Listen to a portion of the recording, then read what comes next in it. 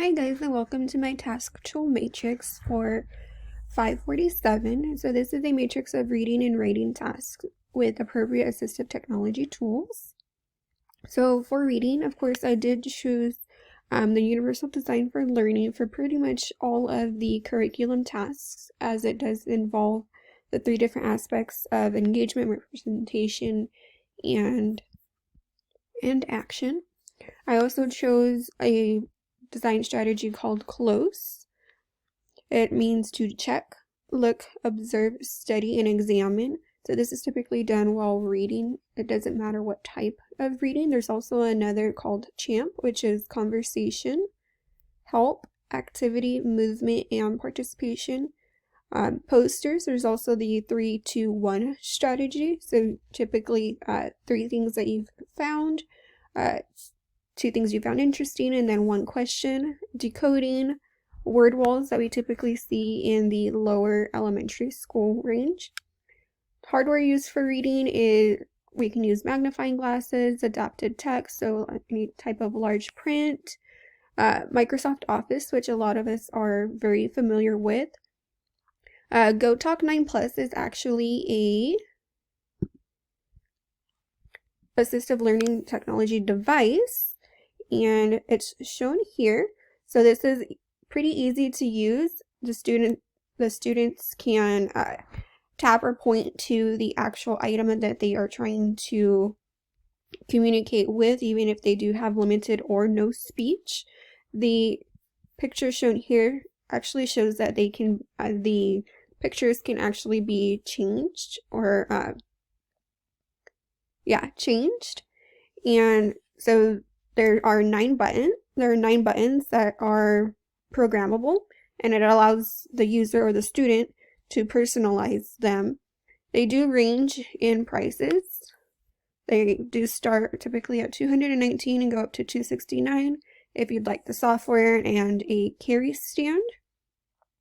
On this website itself, it does have product details, additional information, samples. If you wanted to download the user guide, it's also available in Spanish, which is really good, especially for English language learners. For any tools or software, I do have quite a few accessibility websites for each curriculum task, such as reading, writing, and math. Readworks.org is one of them, and this is what it would look like in the teacher setting. So you can look it up by article of the day, you can look up by activity type, you can look it up by nature, by grade, by reading ability. You can explore them by topic, text type, and let me show you real quick just to do a third. So if we were to talk about December, water, nature, and transportation, if we are in the 3rd week, I could click on week 3, which is about telephones then and now. If I were to click assign, I can actually choose which students read the articles, which class, and I can assign it to the whole class or to specific students depending on their ability to read. There's also No Red Ink, iReady, Seesaw, amongst a few others. For writing, I also chose UDL. And then also always providing examples of what a 5 would look like. So a really good written piece and what a 1 would look like. I would also model the process, of course, of how to start the writing process, beginning to end, using maybe a flow map or otherwise. Accessibility websites, again, are very common. One is actually Common Lit, and it's pretty similar to readworks.org, in which you can browse content, themes, units. So for 3rd grade, they actually have one for distance learning that typically only takes 1 to 2 weeks, and it's about fables. Fables being, of course, fiction. A few hardware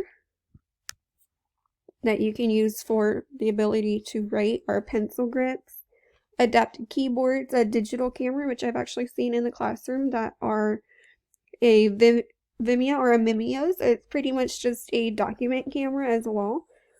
Pictures or graphics, these can be laminated or enlarged so that students can see them. Pocket Go Talk, Dynavox, and LightWriter SL40 are all accessibility or assistive technology devices, as is the Gucci Step Talk communicator that helps students with writing. There's also word counters, microphones if they wish to use a speech-to-text version of things. For math, I would incorporate storytelling, vocabulary words, especially for any ELs as well, and any special ed. Interactive whiteboards such as Jamboard that is done through Google Classroom has greatly helped. Labeling anything, allowing students to use iPads. Visibility, especially when it does come to math, seating the students so that all of them can see the board. Accessibility website, Kami, Prodigy, iExcel, Khan Academy, allowing them to use graphing calculators if they're at that age, or grade level protractors, fraction strips, any graphic organizers. In social studies, using the UDL concept again, theories, maps, current events, using maps and globes, whether the globe be laid out flat or the actual spinning sphere that I've seen. Using timelines, again, Microsoft Office programs. For social science or social studies, newspapers and magazines and PowerPoint presentations, especially from National Geographic, are very, very helpful because they do keep up with those current events, as does Time magazine and a few others. Science, again, universal design for learning, because it is very, very helpful. Any literacy links that you can attach to any of these websites or PowerPoints, or if you decide to use a Padlet. Scaffolding, experimenting with them, especially when it comes to biology, learning about the body, about animals.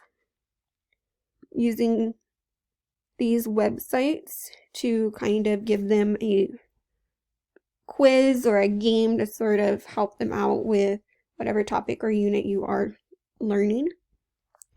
Social skills, so quite a few, or the one that I've seen used most often is GoNoodle and Class Dojo. Class Dojo is very, very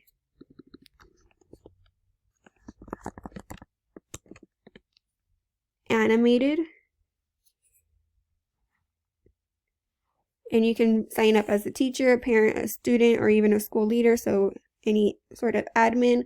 The students get to choose their avatars. Let me see if I can log in real quick for you.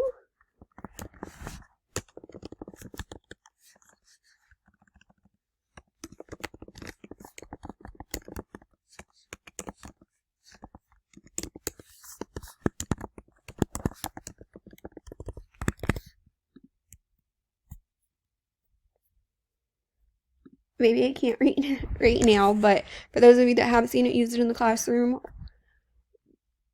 it's very interactive. You can actually choose the type of points you want to give away. You can encourage students to participate that way as well.